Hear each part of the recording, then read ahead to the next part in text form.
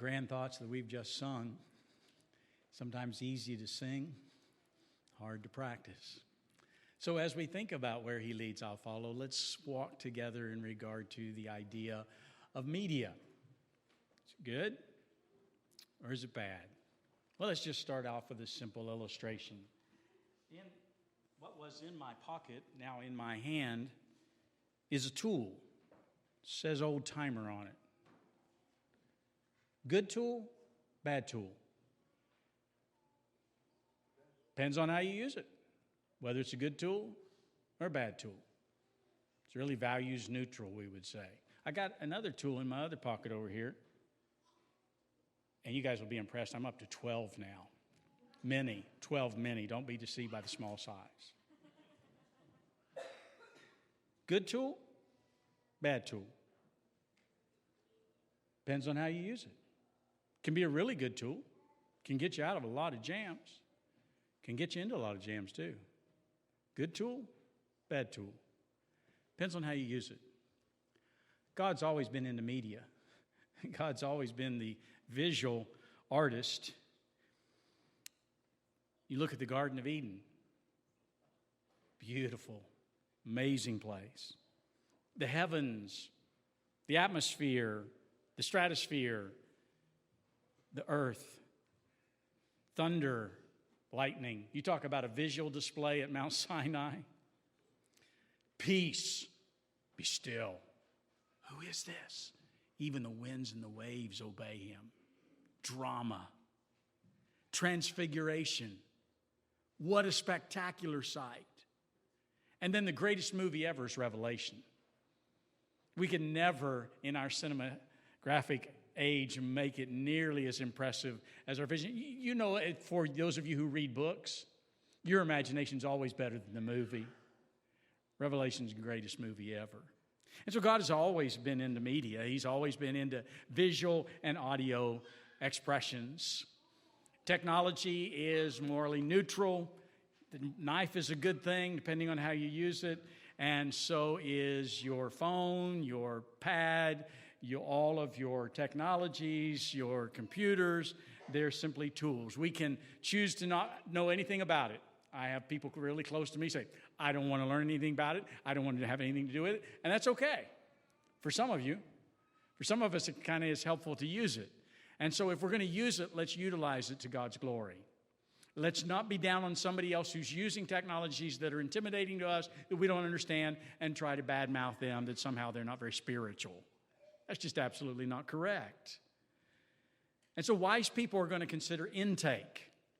I'm kind of surprised at how much we are into how much we eat. Not so how much we eat, but what we eat. And whether it has certain components in it or not. We're really concerned with our purified drinking water.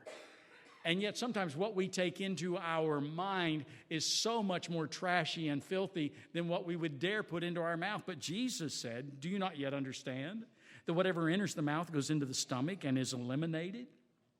But those things which proceed out of the mouth come from the heart, and they defile a man.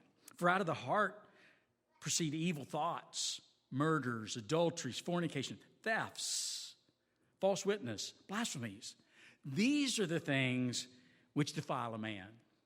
Proverbs chapter 4 says, above all else, guard your heart, for it is the wellspring of life. Now, I'm gathering that several of you really don't appreciate protecting your water source. You just presume that the city's going to give you safe drinking water. It used to be that the only safe drinking water came out of the earth, and we built a protection around it because that spring was where we were going to get all our water to drink and do anything and everything else. So you want to make sure a dead skunk doesn't get in your well, because you're going to be drinking that stuff. We're also reminded in 2 Corinthians chapter 6, we're the temple of the living God. As God has said, I will live with them and walk among them. I will be their God, and they will be my people. Therefore come out from them and be separate, says the Lord. Touch no unclean thing, and I will receive you. Don't touch don't touch that. And then we're reminded in Ephesians chapter 5, have nothing to do with the fruitless deeds of darkness, but rather expose them. Be very careful then how you live, not as unwise, but as wise, making the most of every opportunity because the days are evil. So we're going to really try to be very careful with the media that we engage in, the media that we intake as to its effect in our lives. Technology, is it good? Can it be helpful? Is it beneficial? Ryan, we're going to see if this thing's going to work. Bible study on biblical history. In the beginning, God created the heavens and the earth, and God created man and woman. Creation was good. Then Adam and Eve rebelled and fell from God. Wickedness increased, and judgment came in the flood on all but Noah and those in the ark. Noah's descendants were dispersed at the Tower of Babel, and God chose Abram and his seed to receive the promised land, to become a nation, and to bless all nations. The promise continued through Abraham's son Isaac and his son Jacob, also known as Israel. Jacob had 12 sons, one of which would rise to the right hand of power in Egypt. The Israelites came down to live in Egypt, but later became enslaved for about 400 years. Through Moses, God delivered them and made a covenant with them at Sinai, where they received the law and instructions for the tabernacle. But being unfaithful, they were detained in the wilderness for 40 years, and the next generation took the promised land under Joshua. Judges then led the people until Samuel's day, when Saul was appointed the first king of Israel. After Saul's rejection, God chose David to be king and promised that his seed would be a son to God, would build a house to God, and his kingdom would be established forever. David's immediate son Solomon did build the temple, but the promise of a kingdom forever would be part of the messianic hope in Israel. After Solomon's death, the nation divided into northern and southern kingdoms, both largely unfaithful and ignoring the prophets calling for repentance. As prophesied, both nations fell, Israel to Assyria in 722 BC and Judah to Babylon, along with the destruction of the temple in 586. After the Babylonian captivity, many returned to the land with Zerubbabel and Ezra and rebuilt the temple, followed by Nehemiah, who rebuilt the city walls. 400 years pass, and Israel looks for the promised Messiah to come. The New Testament brings us to the first century with John the Baptist announcing that the kingdom of heaven is at hand, and he identifies Jesus of Nazareth as the Lamb of God that takes away the sins of the world. The four Gospels record the teachings of Jesus, his work with the apostles, and the miracles that identified Jesus as the Messiah or Christ. At the end of his life, he establishes the Lord's Supper, surrenders to his enemies, and his disciples flee. In fulfillment of Psalm 22 and Isaiah 53, he is tortured, crucified, and buried.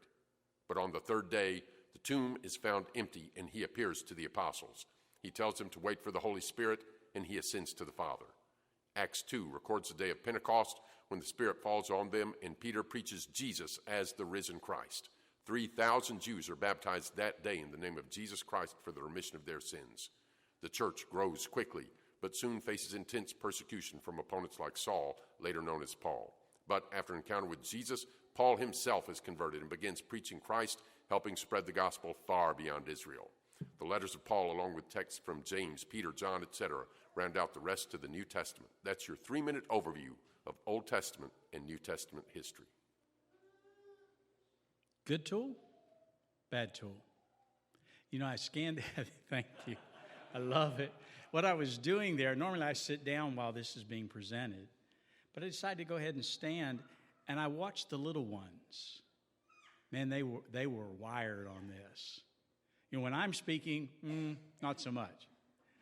But when that technology's cranked out, they are into it. Very, very few of the little ones weren't really carefully listening. They noticed that. There's movement, there's action, and it draws their attention. I'd like to think that's a good tool. I use that on college campuses. I meet people that they don't know anything about God. They don't know anything about the Bible. And this is just a great overview. So you have your phone with you? Could you type in 3-minute Bible study? And they learn a lot about God and God's people in 3 minutes. Scott has several of those, Scott Smelser. And so that can be a really useful tool. We can think about some others too. Appian Media's got some really good stuff. You want to get into that? I'm sure the evangelist among us here today could give you lots of other really valuable websites to learn a lot about God and good. So that's one example. We're going to focus first on consumption of media, and we're going to think about an amazing event in 1844 when Samuel Morse sent his first telegraph message from Washington, D.C. to Baltimore, Maryland. By 1866, the telegraph line had been laid across the Atlantic Ocean from the U.S. to Europe. And although telegraph had fallen out of widespread use by the start of the 21st century, replaced by the telephone, fax machine, internet. It laid the groundwork for the communications revolution that led to these later developments. In May 24th, Friday of 1844, the first message that Samuel Morse typed out was, "What has God wrought? What has God accomplished?" Gave God the glory for this technological invention. This technological breakthrough resulted in simultaneous and instantaneous communication. There was new rules that had to be put in place to regulate the telegraph operators and the operations, because you know what those telegraph operators were doing? They were flirting with each other. They were talking to each other online. And so by 1890, a book came out. Guess what the name of it was? Wired Love.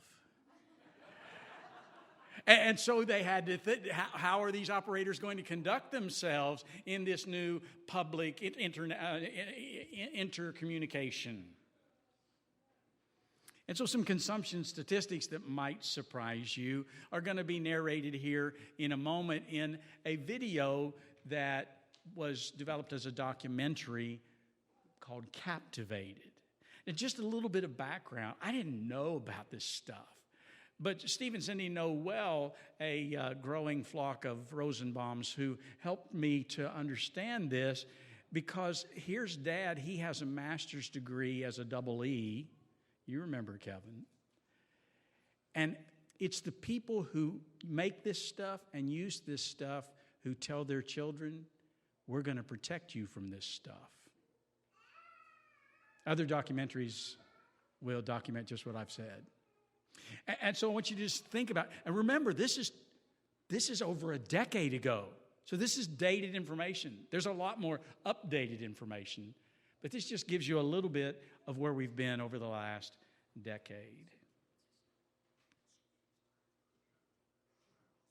Are we going to get some volume on this one? Into young adults' lives, like a tidal wave.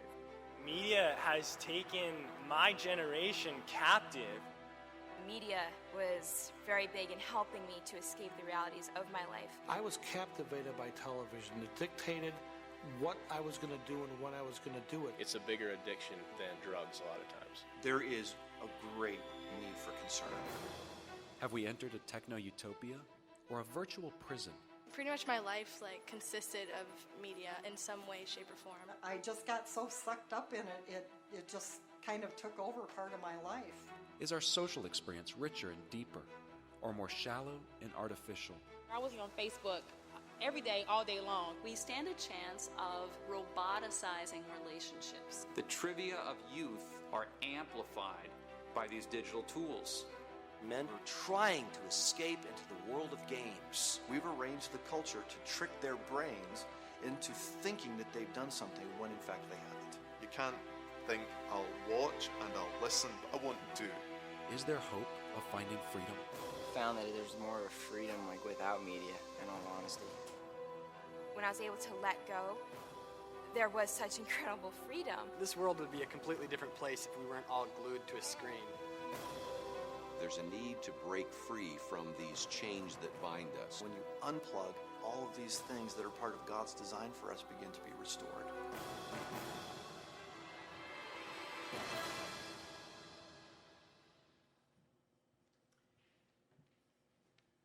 I used to have that in DVD format. I still have the DVDs.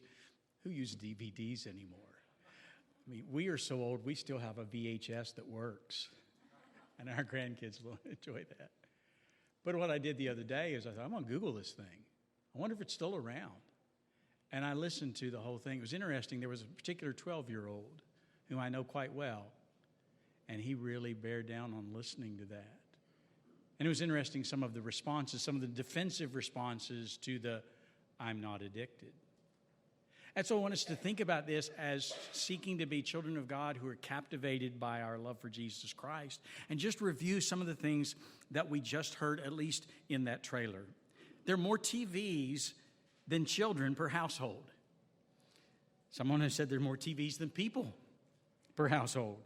Kirby Anderson estimates that between 18,000 and 22,000 hours of television is consumed by a child by the time they're 18. I don't think that's accurate anymore. I don't think it's TV anymore, is it? It's not TV anymore. It's other screens. You can't hardly walk safely because the screen is in someone's face. I'm afraid people are going to get hurt just as they're walking with their screen. You see, older folks think, oh no, that child's on the computer. No, that's not the computer anymore. The smartphone is the computer of your children.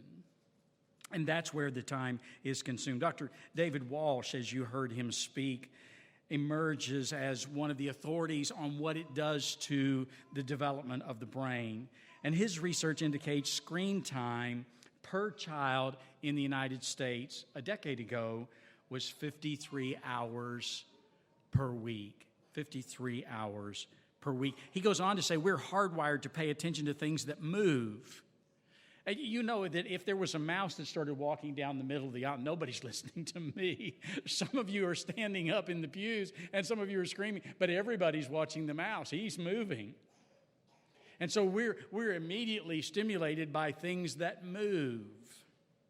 And so Dimitri Christakis at the Seattle Children's Hospital as a pediatrician kind of sounded a warning that a lot of people didn't like. He took a lot of heat from it when he talked about the elephant in the living room. And he goes on to explain why television and other screens were bad for babies. Pediatricians typically recommend no screen time for children under 2 years old because of the delays it causes in brain development and the inability to focus rather than all of that motion activity. And so he wrote and said it was bad for babies' brains. Now, as young parents, you're thinking, man, that's the only time I can even go to the bathroom is if I can get a screen in front of them. I do get the pain, believe me. I understand as a grandparent, how are we going to keep them focused if we don't put a screen in front of their face? And so the concern is for development of attention spans. The more fast-paced programming reduces ability to give focused attention to non-visual media. Kids were wired when we were showing the videos. But do you know what the researchers have found that really helps kids with focused attention? Reading to them, singing songs to them, Read and Grow Picture Bible, the Beginner's Bible, those kind of things that Cindy started doing with our children in the womb and when they first popped out, even before they came home from the hospital. Those are the kind of things that really help children's brains develop fully. And so Pew Research is telling us that the number of teens that sleep with their cell phone under their pillow at night, sleep deprivation is a huge problem for teenagers. One father was complaining because his 15-year-old daughter refused to turn off her cell phone at night. I've got a copy of a media contract if you'd like to look at that and maybe walk through that with your teen and sign it. I want to ask you older folks a little bit here. If you're a parent, who bought that cell phone? I doubt that your kids bought that cell phone. Who's in charge here? I don't mean to be unkind, but is your kid running your house? If that cell phone's a problem, who's responsible? May I suggest to you that I see wise parents. They know their kids. They know their boys. And guess where those cell phones spend the night? In the parent's bedroom, not in the child's bedroom. A generation ago, we thought we were really cool because we were affluent and we put televisions in our kids' bedrooms. And then we wondered why they were up all night and what they were watching. I have had young men plead with their fathers, pleading, please take the television, please cut the cable, please take the phone away. And the dad's, no, you just got to learn to deal with it. Men are to provide and protect.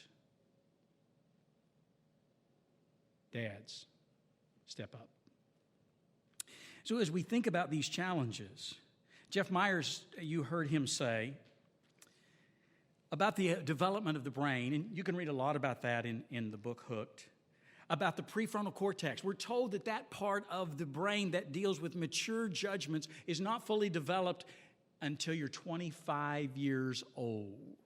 The nucleus accumbens is the pleasure center of the brain, and people do things that causes the dopamine to fire, and you keep doing what brings pleasure. Only the problem, just like other addictions, you need more and more of it to get the same high, like crack cocaine. Same effect in the neurochemicals in the brain as with addiction to media.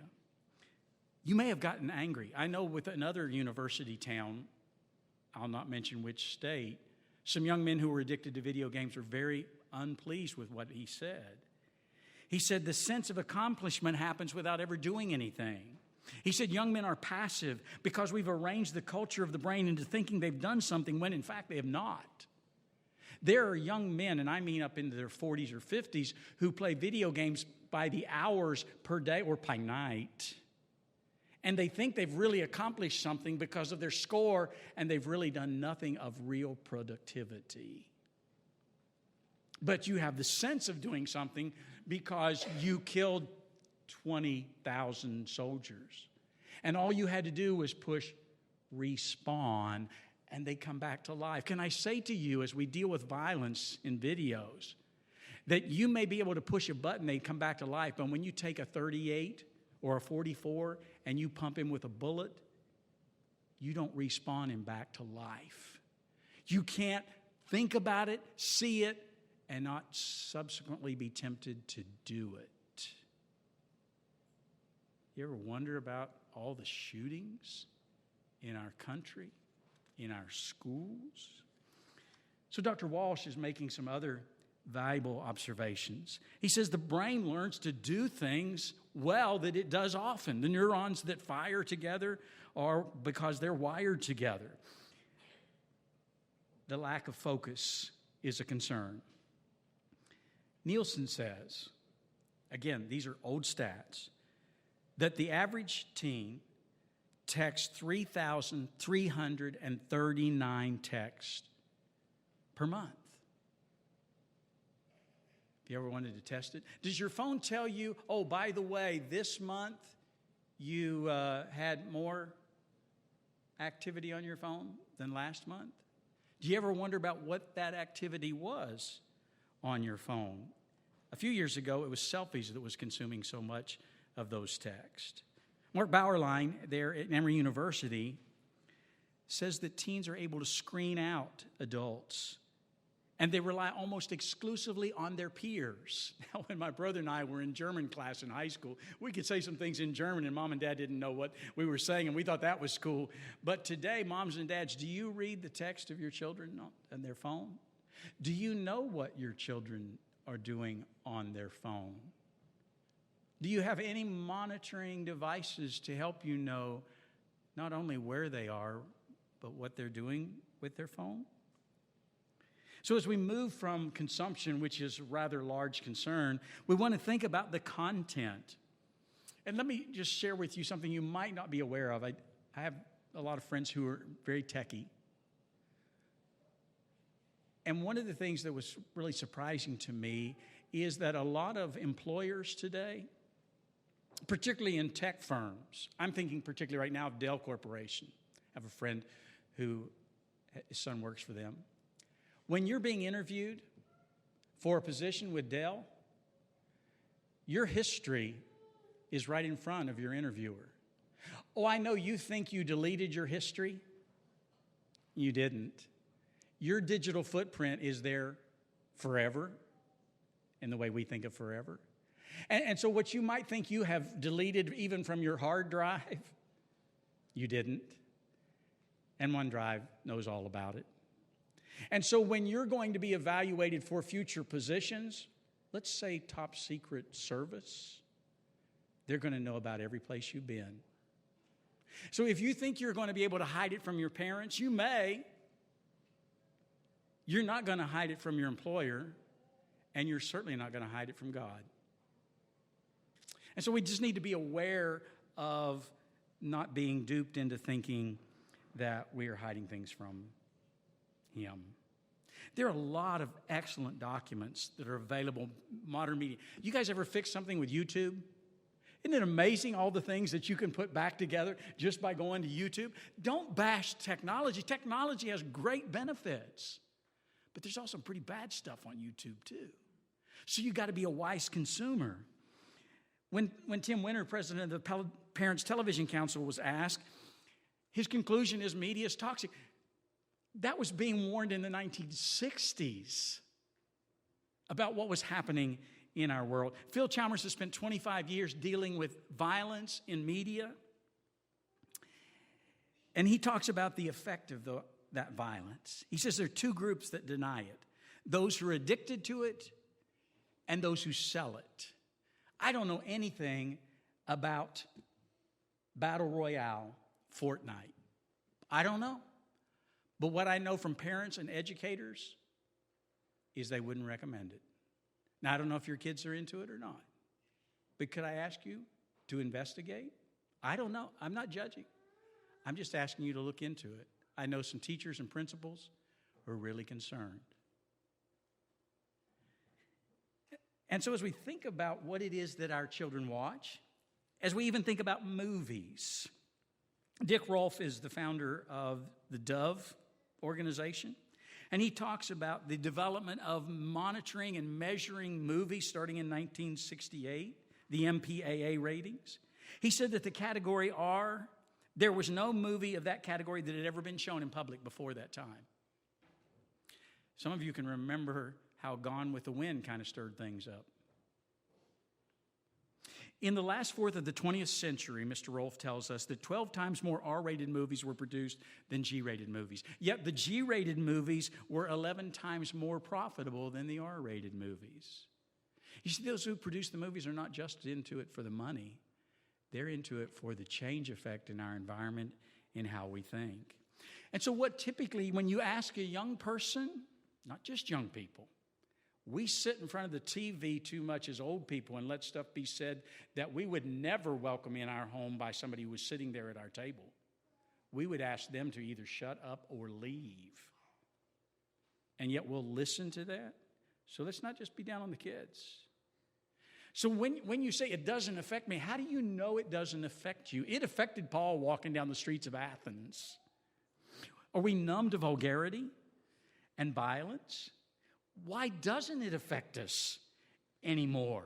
We can know exactly what's going to be played in a movie. We can know the measurement of the profanity, of the violence, of the drinking, of the sex. All that stuff can be known before you ever go to the movie. So don't act like, oh, I'm so shocked. You could know if you were a wise consumer. And so Kids in Mind is helpful. Plugged In is helpful. Common Sense Media is helpful. You can Google all of those, and you can know precisely. And when your kid says, hey, I want to go to this movie, I know it's rated R, but it's really not that bad.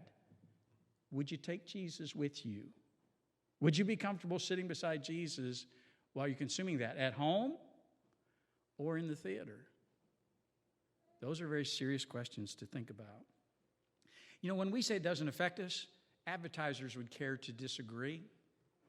Because when Halo 3 came out, $170 million was spent in the first 24 hours. Affected somebody. Grand Theft Auto. I can remember back at Purdue when I mentioned Grand Theft Auto, I said, I guess it's about stealing cars. And some of the young men said, oh, Alan, it's a lot more than stealing cars. 230 million, first 24 hours. Call of Duty, Black Ops, Dark. 360 million spent in the first 24 hours. Somebody thinks people will buy it. And I would say it was probably parents' money, not kids. Just a guess. So when these investigators, researchers like Jeff Myers look at the addictive effect of video games, he a decade ago estimated 10% of children are addicted to video games. And parents are implicitly accepting their children's crippling addiction. School children's viewing is self-regulated. And if you're wondering about, well, how do I protect my kids at school? It is hard. See, we've just been through 6th grade. We're homeschooling a 7th grader. But do you know when young people are first approached with pornography. If you're a wise parent and recognize they don't need a smartphone to communicate, just be advised that there are a lot of other kids at school that have one. And those young men don't hesitate to stuff in your face the pornography they've been feeding on since they were 6 and 7 years old. And so it's a dark place. It's challenging. The shooter videos are especially attractive to boys. They think it doesn't hurt them. But I would suggest to you, you can't respawn human beings.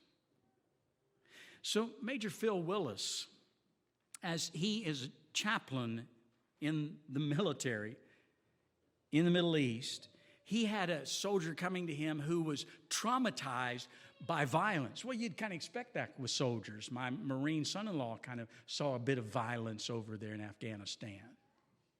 But this soldier, when he came, he said, I can't sleep, I can't rest, I'm just so uneasy. And he said, well, have you been outside the wire? What's your job? I'm a mechanic. He'd never been outside the wire. He'd never shot anybody. He'd never been shot at. But he was traumatized because he's spending all night playing violent video games. Please know, wives, you know when your husband's addicted. Moms, you know when your kids are addicted. The violent video games are destructive. It was Phil Chalmers who reminded us of Psalm 11 and verse 5. The Lord hates the one who loves violence. Guys, do you love violence? I know there's some girls who are into violent stuff too. But guys, do you love violence? God hates it. Do you hate what God hates? And so I just express a word of caution here. Robert Pittman made the observation about teenagers that's hauntingly reflective of the 1930s in a place called Germany. The president of MTV says, we don't just shoot for 14-year-olds, we own them. Do you remember when Adolf Hitler told the adults, you're irrelevant, we own your children?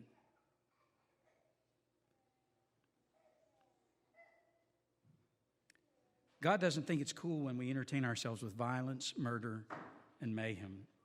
In fact, what he reminds us is that he hates certain things. The Lord hates 7 detestable things like haughty eyes, a lying tongue, hands that shed innocent blood, a heart that devises wicked schemes, feet that are quick to rush into evil. That's what God hates. But there's some valuable videos. There's some really great stuff out there that we need to feed on. And there's some accountability tools that help us. And Steve, I so appreciate your heart. I wish you didn't cry every time. It makes me cry too. I love you. But what he's telling us is we've got to protect ourselves and we've got to protect our kids. You see, I have young men. You see, something that he said in his prayer had to do with trust, safe place, not condemning. People who are addicted to videos, people who are addicted to pornography, they already know it. They already feel terrible. You don't have to help them do that. They need to know that I can come to you and I can, in safety and in confidence, share with you what is killing me, and you're not going to condemn me.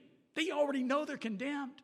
They need somebody to protect them. They need somebody to help them. They need somebody to rescue them. They need somebody that will take their call at 2 a.m. And yes, I know it's kind of interfering with sleep.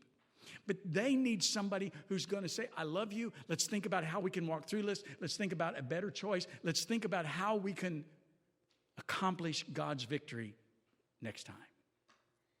They need that. And there's some valuable resources sitting right up here on this table. I hope that after this session, you'll come up and get some tools. Moms and dads, get some tools. Teenagers, get some tools. But what you really need is God and people of faith that will protect you, not expose you, not condemn you. Trust. So these are some helpful tools. But God gives us valuable videos. He says, love the Lord your God with all your heart, with all your soul, with all your strength. These commandments that I give you today are to be upon your hearts. Impress them on your children. Talk about them when you sit at home, when you walk along the road, when you lie down, when you get up. Tie them as symbols on your hands and bind them on your foreheads. Write them on the doorframes of your house and on your gates.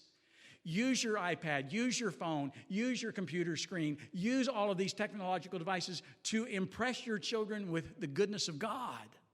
Use the tools, but use them for God and for God's glory. Another area of concern expressed is the idea of the consequences that come, the idolatry that consumes. And so you heard one African-American young lady talk about Facebook. I was on it all day, every day. She had some other things to say about it. She said, it was an idol in my life. She said, I was disconnected from God. She admitted that it was hard to disconnect from Facebook. She said it was so enchanting. It allowed you a persona that was not real. She said it was shallow. It was surface relationships. It becomes a replacement for real relationships. And there was a report given in Indianapolis at WTHR that stated that social networking was one of the leading causes of divorce. In England, 1 in 3 divorces are attributed to Facebook or other social media. In the United States, 10 years ago, 1 in 5 divorces was attributed to social media relationships. An attorney named Julie Andrews, not the singer, said, there have been several cases that I've been involved in where they find out, lo and behold, their spouse has a dating profile. I see a lot of couples coming in with affairs or sometimes just emotional affairs that are a result of Facebook or Twitter. It often starts with a simple friend request. The biggest thing I've seen is people reconnecting with people from their past, innocently saying, oh, this is somebody I had a date with one time in college. But then you completely see it pull their marriage apart.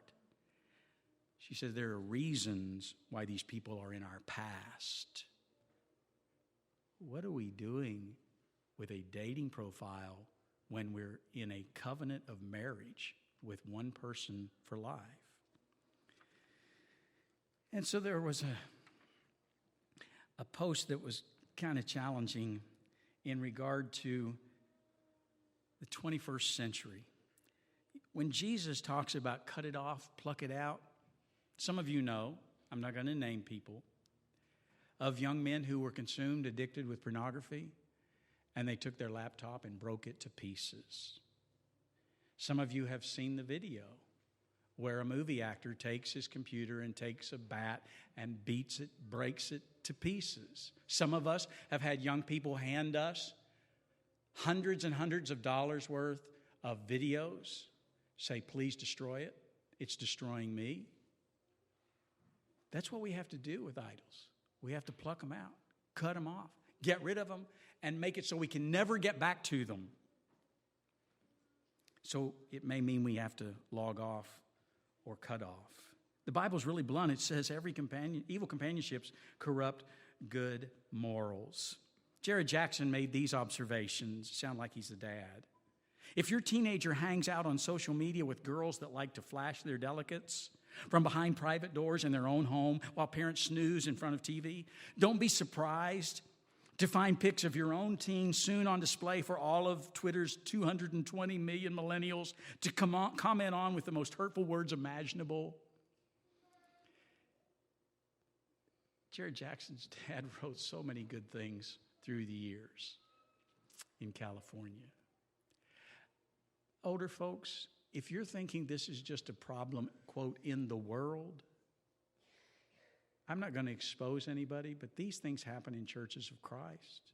These things happen in marriages where sexting occurs, where pictures or selfies are taken, and then they're hoping somebody's going to say something nice about it, and the millennials mutilate them the very next day on social media. We need to be aware, and we need to protect our children. A grieving parent told me some years ago, he said, I just wish I'd never given my children a smartphone. Cell phones can be handy. I always pick up on the guys who have a flip phone. It's not a smartphone. You know what? And I'm almost always drawn to those guys because I know what they're doing. They are cutting it off, plucking it out. They're saying, I can't handle my smartphone. And so that's why I have a flip phone. Children, young people have survived for millennia without a phone. Now, I know the concern for your daughter and your son being out on the roads at night, especially in January in northern Illinois. But they can call you on a regular cell phone. If you hand them that snake, it's only going to bite them when the cage is open. How many of you want to put a rattlesnake, some of you, maybe copperheads, in your child's bedroom at night and feel comfortable that it won't hurt them unless they open the cage? You okay with that? You hand them a phone and you wonder what they do at night? And so we've handed them a destructive feature that can be a very good tool. So questions I want you to think about. Would I watch this with Jesus? Does it improve my knowledge or my moral strength? Is it building me up or simply entertaining me? Does it result in peace and tranquility in my mind and in my home? Jeff Myers records a situation with 6 students. And the headmaster and the principal ask parents to consider this before medication. Hear me carefully. Medication is needed in several cases. Medication is very helpful with certain circumstances and certain challenges. We're not at all condemning that. In fact, we wholeheartedly endorse that with the physician's help. But notice in this case, there were 6 kids who were being diagnosed as ADHD. And so what the principal asked the parents to do in order to see if medication was what was needed is provide them 3 nutritious meals a day. He had to explain what nutritious meals looked like. He said on weekdays, I need them to be in bed by 9. Weekends by 10 o'clock. Video time, I know this is going to scare you to death. 30 minutes per week. You can remember when your kids say 30 minutes per day, and I get my sister's time, if she doesn't want it. And then an hour of exercise every day, outside exercise. And on the weekend, 3 hours of exercise with parental involvement. These kids were in an inner city area, and the parents said, we can't let our kids go outside and play. It's too dangerous. So the parents decided to go outside and play with them, cleaned up the neighborhood. The thugs left the area because the parents got involved. In that case, none of the 6 needed medication. It doesn't say it's not needed sometimes, but in this case, nutritious meals, good rest, and plenty of outside exercise resolve the challenges for those children. So let's plan a week. Let's plan a fast week. Addictions aren't going to give up early. And if you try a media fast, there's going to be a sense of rebellion.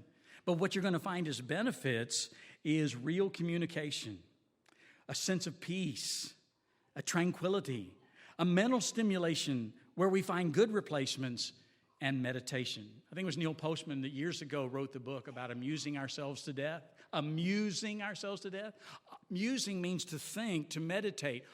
Means against. Don't think, just entertain.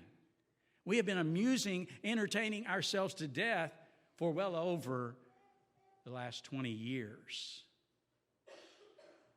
And so thoughtful meditation, reflection, and you can listen to the documentary and listen to the couples and the families who've unplugged and see the benefits in their lives.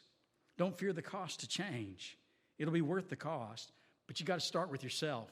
You got to be honest with your own intake first. So let's resolve to create a pure heart, to ask God to renew a steadfast spirit within us.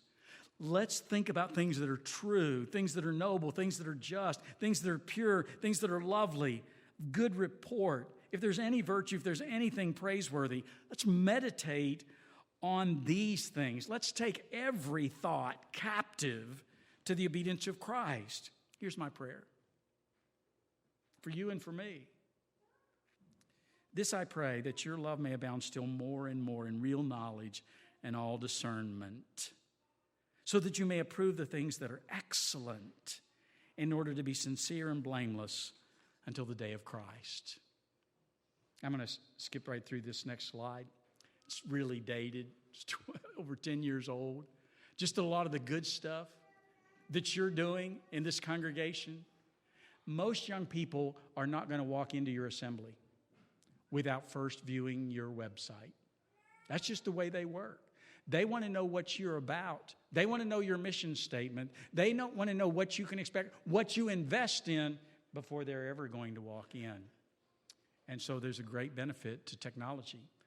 During COVID, it was Zoom. It was FaceTime. How are we going to study? How are we going to work with people? We're going to use the technologies God's blessed us with as a tool. There's several materials I'd like you to consider. I want to just kind of hang around up front. I'd love to get to say hello. I may go to the back first, move my way back up, but you may have questions, comments, and by all means, criticize what I've said. Critique it. Be discerning. Say, Alan, you shouldn't have said that. Alan, you need to understand this. Alan, you were clueless on that. Help me so that I can help others. And let's each seek to be pure in heart, oh God. If you're not in Christ, He wants every good thing in your life. And as we sing and you make a decision, we'd invite you to consider Jesus, even now as we stand and sing.